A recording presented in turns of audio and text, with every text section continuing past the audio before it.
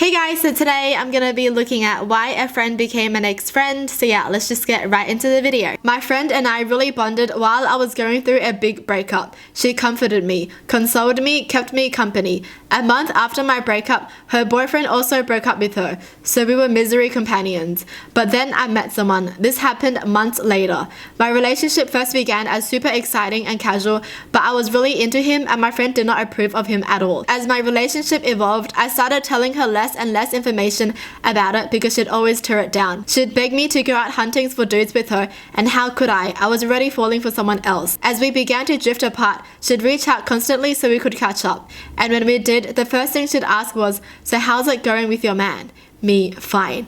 I hated telling her details because it seemed like she'd only be happy when I was complaining about a fight or some misunderstanding that I had with my new boyfriend. I realized this girl was only a good friend when I was sad. She could never be really happy for me.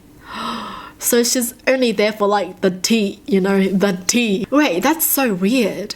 How are you only friends with someone just so you can listen to what they're sad about?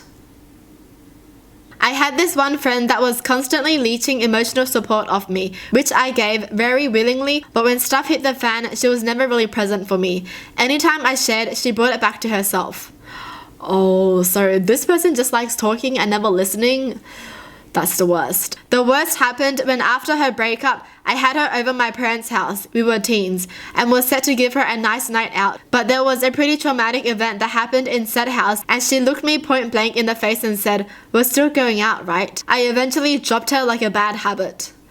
Whoa, no way. So she was not even understanding at all. Like when something bad happens, you know you should either just leave, call it a night. So while everyone is in a bad mood, she's like, "We're still going out, right? We should celebrate, yeah?" I had a friend in college who loved stirring up drama and then pretending to be a victim. For instance, after my step-grandmother died in 2010, she discovered a campus rumor about her sexuality. Instead of being there for me during my time of grief, she chose that exact time to ask our resident director to hold a mediation with a fellow student about the rumor and dragged me and my roommate into the meeting. She loved drama orbiting around her at all times, which is toxic for me because it disrupts my peace and balance. She wasn't even there for her friend, so she knew she was gonna get attention and she was like, give me all the attention. Wow. I would honestly feel sad too when you feel like you need someone, but then they're just never there for you, but whenever they need you, you're always there for them. Oh, that's sad. They're not a friend if they're never there for you. My college roommate once became friends with a former fling of mine who had turned obsessive and frightening and began bringing him to our apartment almost daily, despite my pleas for her to stop bringing him around. She never stopped having him over, so he was constantly involving himself in my life and relationships.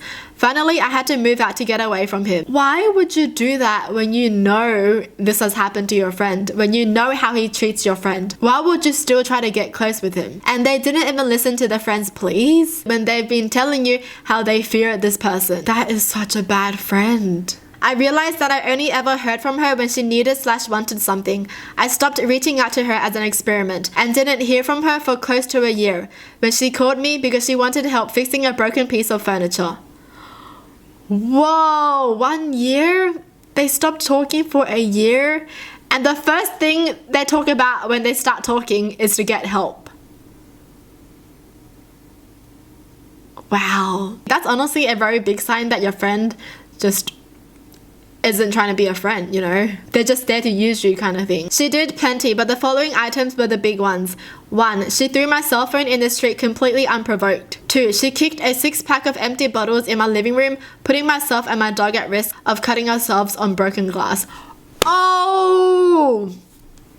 I would have not been friends with them if they did anything that could put my dog at risk of getting hurt. 3. As I was removing her from the house after the previous incident, she slammed my hand in a door, which broke my finger in the process. Over 2 years ago, and it's still not the same. What kind of friend does this? Oh my gosh, this sounds more like an enemy than a friend.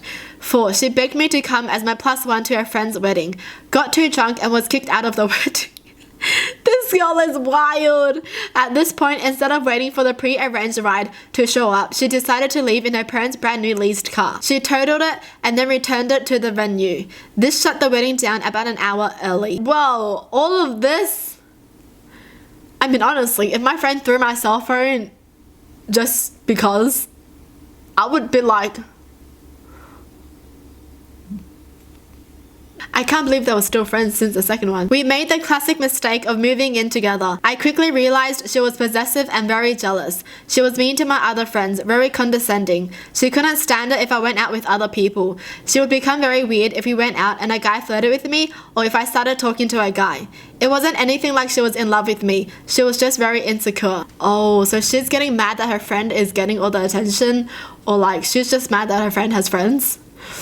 The last straw was when she left her diary laying out. I looked and she had written the night before that sometimes she thinks about coming into my room while I'm asleep and beating me. I moved out a month later. Imagine reading that in your friend's diary. I am scared for them. I'm glad they moved out. My best friend of 6 years started dating my ex a month after we broke up. Soon she started to suspect that we were still hooking up and spread rumors that I was a homewrecker to our mutual friends.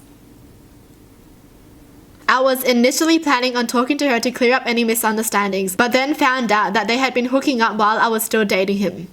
So she was scared of being cheated on as well. I cut her out of my life, and since then I've realized how toxic our entire friendship was.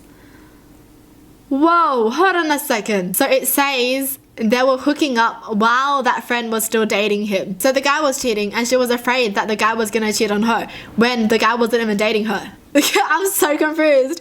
How, what? How are you gonna be scared of getting cheated on when you know the guy that is with you is cheating on his girlfriend? This is dramatic. One of my closest friends is totally toxic to the point where I'm 50-50. Scared of her / enjoy being her friend. She's an angry person, extremely jealous and very critical, and I don't know if she changed over the course of our friendship or if I am just less tolerant of it. She sabotages herself by often being quite an unpleasant person and then wonders why people don't want to do things with her. I feel like some people like this don't know. Like they don't know they're being mean, but they're mean. But then they're like, why doesn't anyone like me kind of thing. Even though we're part of a broadly supportive friendship group, she hardly ever acknowledges anything good I do, let alone praises it. If you're her friend, she'll be jealous of you spending time with another friend without her, or having a friend she doesn't know or like. Whoa, that's crazy. That sounds so controlling for a friend. I sometimes try to think of ways to move away from her, but I know it will result in a blow up and I can't deal with the fallout. At this point, she feels more like a family member I'm not keen on, someone I dislike, but love anyway because of some arbitrary bond. And when she's good, she's very good, which makes it harder to pull away. If she was my girlfriend, we would have broken up years ago, but we treat friendships differently, so here I am. Whoa, so for this person, it's hard for them to let this friend go. So it's like they're a friend and also not a friend kind of thing. Jeez. How do you have a friend that you dislike but love? Hold on a second. I guess they only dislike it when they're being mean, but they love them because they're just really close and they've known each other for so long. And I'm assuming because this friend isn't mean to them, but they're mean to other people. Because I feel like if a friend was mean to you, you wouldn't love them. Or you would just let them go kind of thing. But for this person, it says someone I dislike but love anyway, you know? Oof, that's rough. I was best friends with this girl for 7 years, throughout high school and a little after. We were both on the spoiled side and got whatever we wanted from our parents whenever we asked, but she started taking it too far, stealing large amounts from her parents and forging forms. Eventually, after going to university, all of her other friends just stopped talking to her. She was always a very mean person but had a nice car and drove us around. But once my parents cut me off, suddenly everything became about one-upping me. Then when I wouldn't play her games and tried to make me mad, she would get angry and lash out at me. Then after a couple of days, she would call me crying, saying how she's empty inside, and I would forgive her. But then she would just get meaner and I would stop talking to her and repeat. I stopped talking to her last year and she suddenly started stalking my Twitter and started making fun of everything I say and do because I stopped being friends with her. She was just so toxic and I couldn't continue on her crazy roller coaster. Whoa, I don't even understand what I just read.